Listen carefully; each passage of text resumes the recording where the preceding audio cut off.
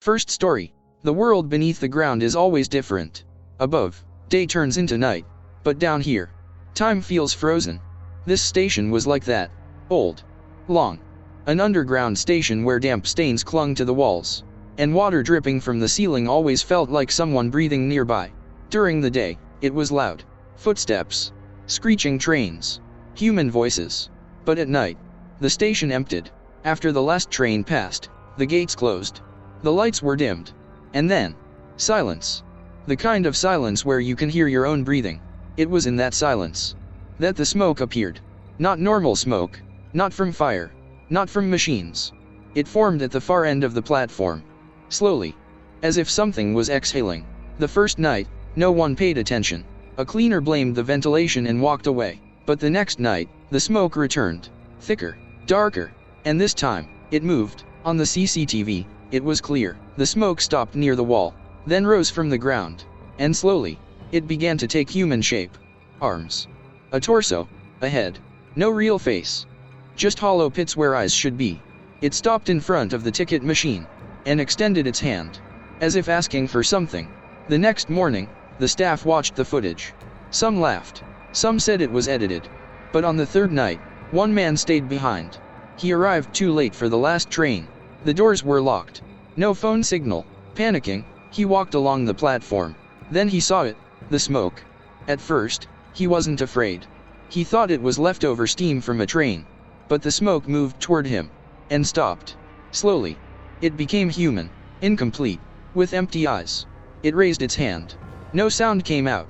But a word echoed inside his mind. Ticket. Frozen, the man reached into his pocket. And handed over an old ticket.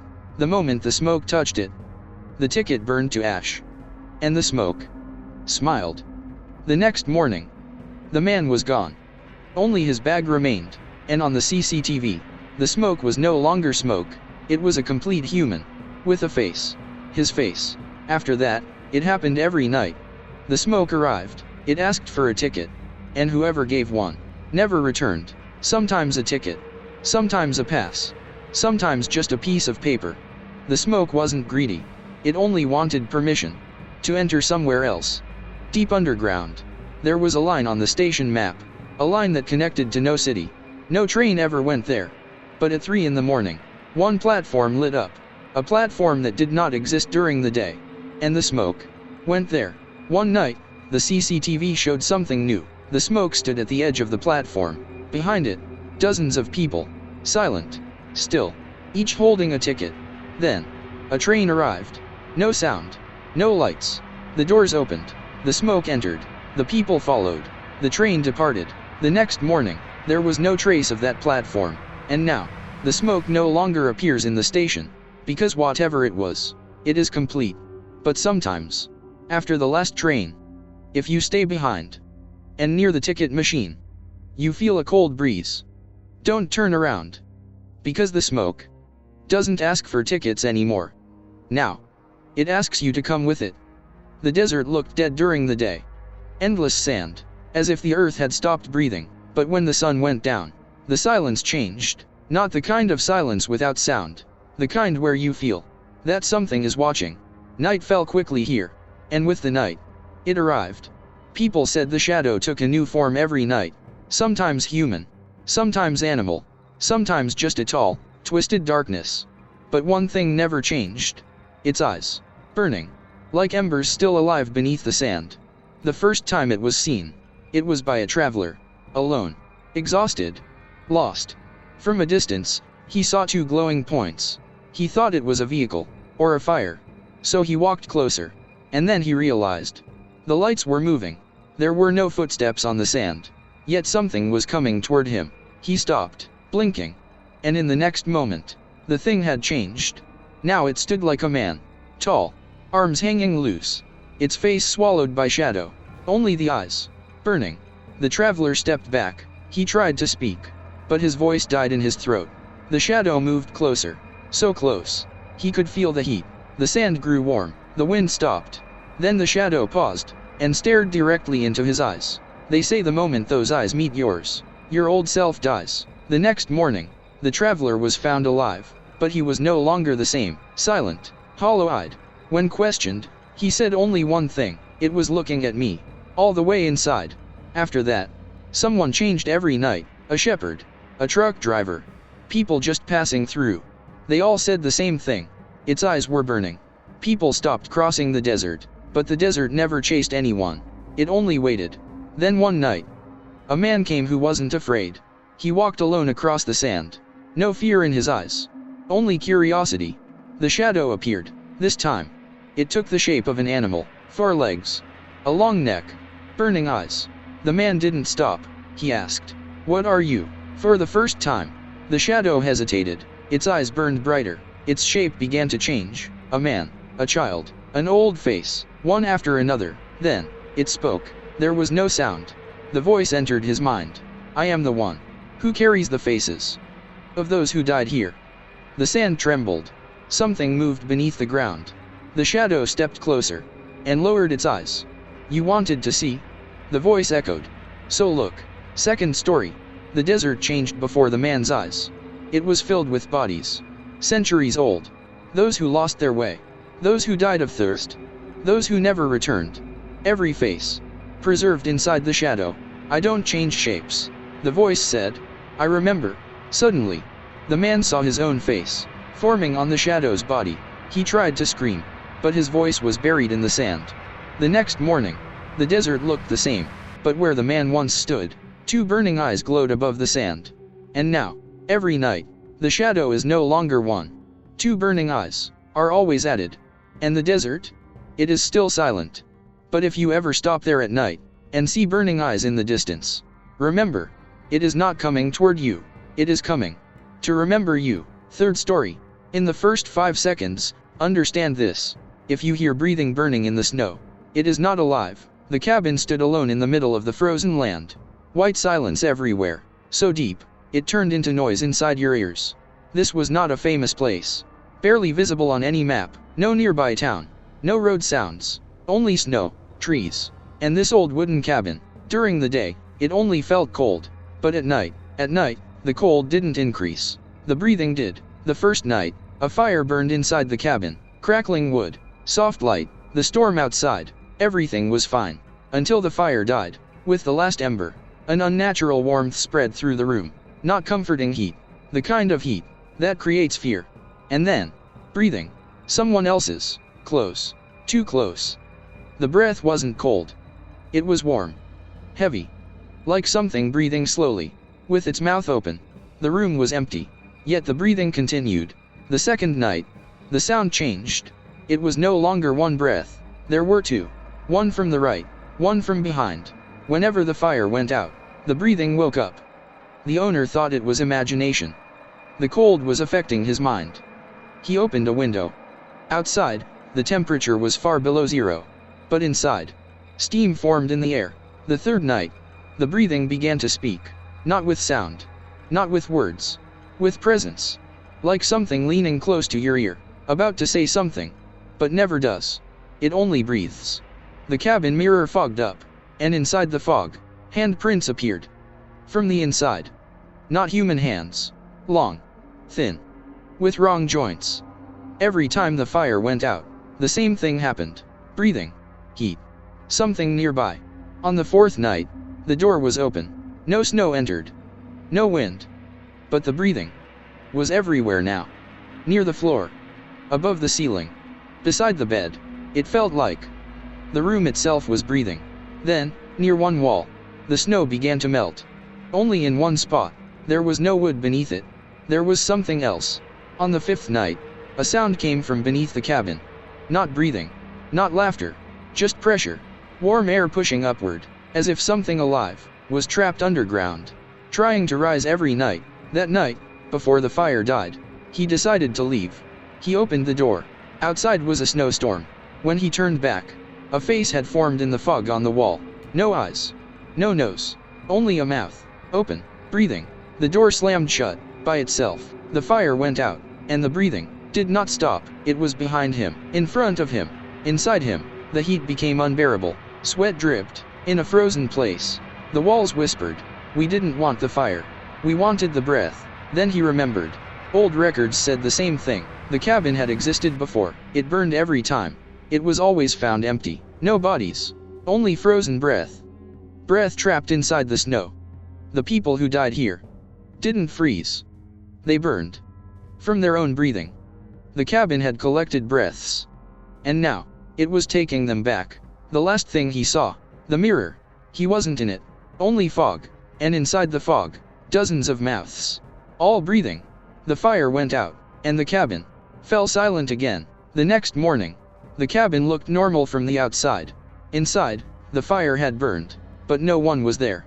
Only one new mark on the wall, written in steam: when the fire dies, do not breathe. And even today, if someone spends the night in that cabin, and the fire goes out, it's not the cold that kills you, it's the breathing. For RTH story, understand this in the first 5 seconds. If the ground laughs, it is not happiness. The farmhouse stood alone, in the middle of an open field. Land stretched in every direction. Dry, brittle, as if it had been hiding something for years. During the day, the place looked ordinary. Fields, a fence, an old well, and a large wooden house. But at night, the ground woke up. The first night, when everyone was asleep, laughter came, soft, muffled, like something laughing, with its mouth closed. Beneath the soil, no one paid attention. Farms make noises. The second night, the laughter returned, longer, breathing with it, and directly beneath the house. The floor trembled. Dogs barked. Livestock grew restless. But the laughter didn't stop. It wasn't human, not a child's, not an old person's. It sounded like something enjoying a game. On the third night, the earth began to respond. Wherever the laughter came from, the soil shifted. Floorboards creaked. Cracks in the walls whispered. And then, a sound rose from the well. The laughter climbed upward, from a well that had been sealed for years. No water, only darkness. The laughter spilled out of the well, and spread across the yard. On the fourth night, marks appeared in the fields. Perfect circles, not footprints, as if something had laid down, and laughed on the ground. The soil was sunken, warm, the earth was heating up. Old farm records were pulled out. Others had lived on this land before. Every time, the farm was abandoned. No reason listed, only one line, repeated: the ground wakes up at night. On the fifth night, the laughter began to speak, not in words, but in meaning, as if something below was listening to those above, and laughing at their conversations. Footsteps were heard beneath the floor, but nothing was walking. On the sixth night, a crack formed in the kitchen floor. Small.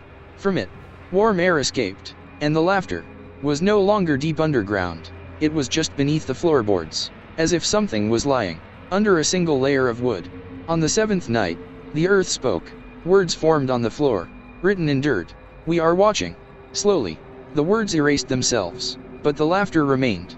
On the eighth night, something knocked from below. Once, then twice. As if saying, I am here. A stench rose from the well. Rotten soil, old bones, and the laughter split into many voices. Not one, many. On the ninth night, a floorboard broke. Beneath it, darkness. But inside the darkness, faces appeared. Made of soil. No eyes. Huge mouths. All laughing. The same laugh. There wasn't one thing. Inside the ground, there were many. Or maybe, one thing, divided into many faces. On the 10th night, they decided to leave. Bags were packed. But the moment the door opened, the ground laughed. Loud. The whole house shook. Hands rose from the fields. Hands of soil. Long. Hard. They weren't coming out of the ground. They were the ground. The well collapsed. Inside it, a massive hollow opened, like the mouth of the earth. And from that mouth came laughter. Loud. Joyful. Victorious. A deep, heavy voice followed. We kept you above, so you would look below. The floor began to break. The ground rose upward. The house sank down. Everything reversed. Above was no sky, only soil. Below was no ground, only emptiness. In the final moment, the truth was revealed. The farmhouse had never stood here. It had always been underground. People were never living above. They were always below, and the ground above them. The laughter stopped. Silence returned. By morning, there was nothing there. No farmhouse, no well, no fields, only flat land, as if nothing had ever existed. But if someone stays there at night, even now, laughter rises from beneath the soil, soft, patient, as if the earth is saying, stay above if you want. We are laughing below. Fifth story. Remember this in the first 5 seconds. If a traveler waves at you in the middle of the road at night, do not stop the car. The highway was straight, long, and empty. The kind of road that feels silent even during the day, and at night, feels cut off from the world. Darkness everywhere. No cities, no towns. Only endless black land, and lifeless stars above. He was driving alone. The radio was on, but the sound kept fading in and out. Not like bad signal, like something didn't want to be heard. The headlights cut through the road. As the car moved forward, that's when he saw it. A man standing on the side of the road. Silent. Still. Dark clothes. His face hidden in mist. He slowed down. The traveler raised his hand. A simple gesture. A request for help. His heart said, stop. His mind said, no. He drove past. In the rearview mirror, the man was gone. A few miles later, his heartbeat raced. Because the same man was standing again on the other side of the road. Same posture. Same stillness. This time, his face was visible. Eyes too wide. Not blinking. The temperature inside the car dropped suddenly. His breath fogged the glass. He pressed the accelerator. The radio screamed. Voices twisted, playing backward. Then one sentence came through clearly. Don't leave me. He shut the radio off. His heart pounded. A few miles ahead, he saw an accident. A broken guardrail, burned grass, and an old car, flipped upside down. He stopped. There was nothing inside, but on the roadside, a shadow stood. The same traveler, now closer. Burn marks on his clothes. Half his face blackened, half untouched. Without speaking, he looked at the passenger door, and the door opened by itself. The moment he sat inside, the air stopped moving. Silence filled the car. The driver asked, "Where are you going?" The traveler replied softly, "Back to where I came from." His voice was deep, like two voices speaking at once. The car began to move. The road began to change. The same highway was no longer the same. Lane lines faded. Signs disappeared. Only darkness ahead, and a road that never ended. The traveler stared out the window, then said, "Time stops here." The driver didn't ask questions. His hands were stuck to the steering wheel. Suddenly, he looked in the mirror. There were no cars behind him, but there were people standing on the road. Each one with a raised hand. Each one with the same face. Burned, empty eyes. The traveler smiled. They all never stopped. A mark appeared in the road. The same place where the crash had happened. The traveler said, "Stop here." The car stopped on its own. Tire marks on the ground looked like trails of blood. The traveler opened the door. As he stepped out, his body began to change. Burned flesh turned to dirt. Bones became visible. He turned back and said, "Now you are my place." The driver screamed. The doors slammed shut. The steering wheel turned by itself. The car began to move. He stepped out, but his feet no longer touched the ground. He was standing by the side of the road, in the exact same spot where the traveler had stood before. The night passed. By morning, the highway was empty. Only one car was seen driving away, and on the roadside, a new traveler stood, silent, hand raised, eyes wide open. If you ever drive that highway at night, and someone asks for help, remember, roads remember everything, and they always ask for someone to come back. Sixth story. There was no fire in the forest. Everyone knew that. Not recently. Not in the past. This forest was always damp. Tree trunks covered in moss. Wet ground. The smell of rotting leaves in the air. Fire could not exist here. And yet, at night, the shadows burned. On the first day, no one believed it. On the second day, no one asked questions. On the third day, the forest showed them. They came to cut wood. Just for a few days. Finish the work. Then leave. The camp was set at the forest's edge. Small tents. An old truck. And an empty space in the center, where a fire should have burned. But no fire was lit. Wet wood. Heavy air. And an uneasy silence. Night fell. The first night, nothing unusual happened. Just the feeling that the darkness was deeper. The trees stood closer, and the forest was watching. The second night, someone saw the shadows. Movement between the trees. Tall, thin, human-shaped. But there was no fire. No light. Still, the shadows glowed orange. Like flames that were burning. Without heat. He rubbed his eyes. Looked again. Nothing was there. The third night, the shadows returned. This time, everyone saw them. Tree trunks shimmered. Patches of light appeared on the ground. But there was no warmth, no smoke, no fire. Then, a sound. The crackling of burning wood. Snap. Crack. Like logs breaking apart. But nothing was burning. One man stepped into the forest. Just a few steps. He never came back. No scream, no sound. Just gone. His footprints stopped where the ground had turned black. Charred black, but without ash. On the fourth night, the trees began to change. Their bark split into deep cracks. From those cracks, light leaked out. Orange, yellow, red. As if something was burning inside. But when touched, cold, dead. Someone whispered, "This is not fire." Someone else asked, "Then what is it?" The forest answered. A shadow formed on the trunk of a tree, human-shaped. A head, arms, legs. But the face, only a burning line, where eyes should be. Two glowing marks. The shadow stepped out of the tree, stood on the ground, and behind it, more appeared, dozens. All burning, all without heat. On the fifth night, no one slept. The shadows circled the tents, leaving glowing lines on the ground. Where they passed, the soil turned black. Then slowly, green returned, as if the forest was swallowing everything. One shadow stepped into the center of the camp. It stopped, and it spoke. Its voice sounded like flame. "You saw us, so we became real." Someone asked, "What are you?" The shadow replied, "We are what once were fire." Silence fell. They understood then. This forest had burned long ago, so long. The stories had died, so intense that the fire became alive, but rain had extinguished it. The forest returned. Only the shadows of fire remained. On the sixth night, the shadows came closer. Their forms grew clearer. Burned faces, melted eyes, bones glowing in the light. They were burning. They always had been. And they wanted to be seen. One man stepped toward them. A shadow entered his body. No scream. His skin began to glow orange. His eyes started to burn. He turned back. Now, he was a shadow too. On the seventh night, the fire shadows multiplied. New light between the trees.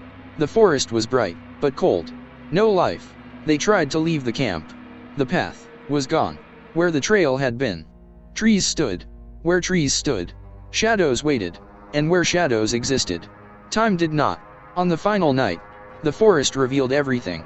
Trees changed, one by one, into shadows. The ground began to glow. The sky turned black, and a voice echoed, "We were fire, we were memory, and now, we are you." One by one, they began to burn, without fire, without pain, only turning into light. Morning came. The forest was the same. Wet, green, silent. No camp, no marks. Only the feeling that the shadows of the trees at night glow a little brighter. And if you ever enter that forest and see a shadow burning, remember this: there is no fire in the forest, but the fire is inside the forest.